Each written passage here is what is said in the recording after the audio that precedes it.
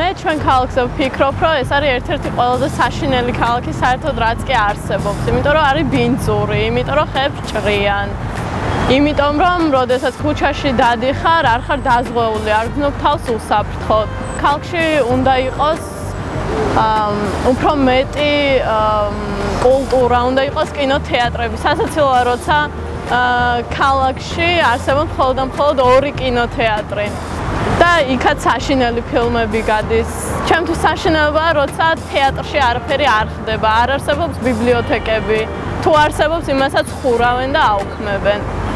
ჩემთვის მიუღებელია, როდესაც ქალაქში სადაც რამდენიმე ხე დგას, იმასაც ჭრიან და ყიდიან ყველა მიწის ნაკვეთს. მიუღებელი არის, როცა მოსახლეობას არანაირი ინტერესი არ აქვს გარდა იმისა, რომ იმუშაოს და რაღაცნაირად უბრალოდ საჭმლის ფული გამოიმუშაოს და სხვაზე არაფერზე ფიქრის დრო აღარ რჩება. და საერთოდ მიუღებელი არის ყველაფერი, რაც აქ ხდება, იმიტომ რომ ადამიანებს აიძულებენ იყვნენ არათავისუფლები და იყვნენ ქალაქის მონები.